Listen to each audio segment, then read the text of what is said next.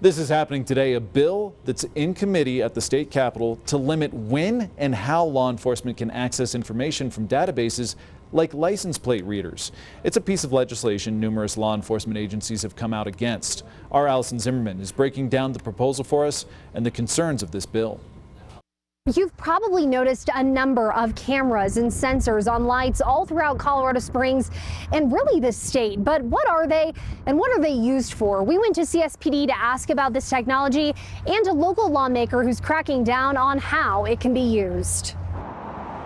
The focus of the legislation is largely on automatic license plate readers, or ALPR technology. What it actually does is it takes a photograph, a snapshot in time, if you will, about a vehicle when it passes a very specific location. The city of Colorado Springs has 30,000 streetlights.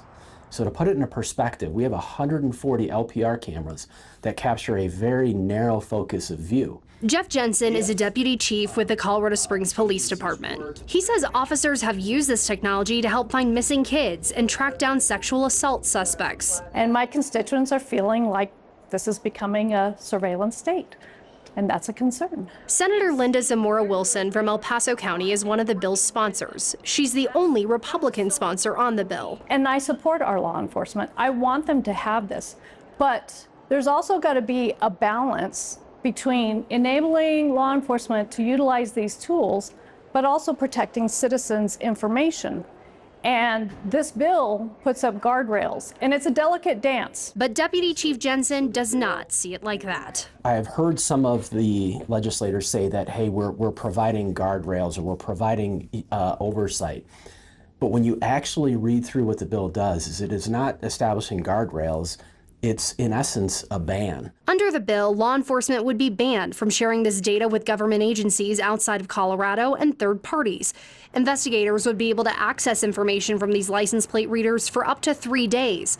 After that, they'd need to get a search warrant. All the data would also be deleted after 30 days unless there's an active investigation or a valid warrant. Jensen argues it's not that simple. The process of getting a warrant is summarizing a tremendous amount of information, but only if you have the specificity that says, I am looking for this specific vehicle. Right now, Springs police officers say they could type in a generic description of a vehicle into its database.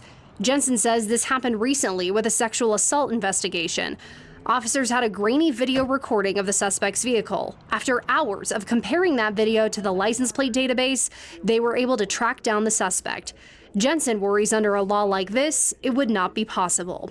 In that specific situation, there is no way to write a search warrant to say, I want to go into the system to search for every gray pickup truck to then narrow the investigation down, because we haven't met that burden of specificity that a judge would allow us to do that. But lawmakers say this is not only about safety, it's about protecting constitutional rights. If you go back to our founding fathers, when it comes to our Fourth Amendment and a search warrant, they had no idea what the future would be with technology.